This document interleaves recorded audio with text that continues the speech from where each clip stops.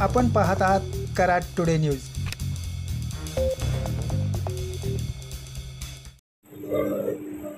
मलकापूर येथे मळाई ग्रुप आयोजित भव्य रक्तदान शिबिरात तब्बल 350हून अधिक रक्तदात्यांनी रक्तदान केले आहे। सध्या रक्ताचा प्रचंड प्रमाणात तुटवडा निर्माण झाल्याने मलकापूर येथे शेतीमित्र अशोकराव थोरात यांच्या मार्गदर्शनाखाली हे रक्तदान शिबिर आयोजित केले होते।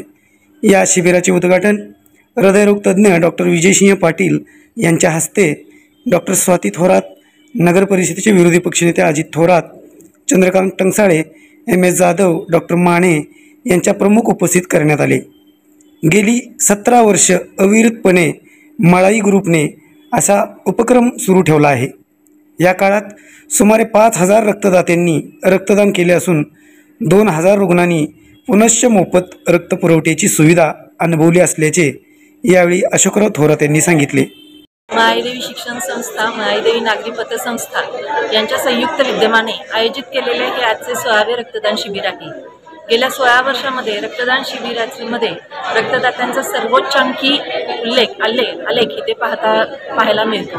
दरवर्षी कमीत कमी 300 ते 350 पर्यंत रक्तदाते इथे रक्तदान करत असतात। Mahalakshmi blood bank, Yashwant blood bank यांचं सहकार्य इथं खूप चांगलं लाभत आहे आम्हाला। रक्तदात्यांचा आमच्यावर असणारा विश्वास हा दिवसेंदिवस वाढतच चाललेला आहे।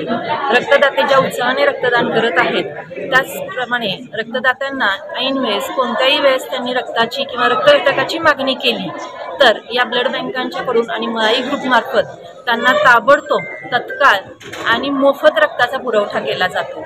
यामुळे मळाई ग्रुपचे रक्तदान शिबिर हे दिवसेंदिवस लोकांच्या मध्ये समाजप्रिय होत चाललेले आहे।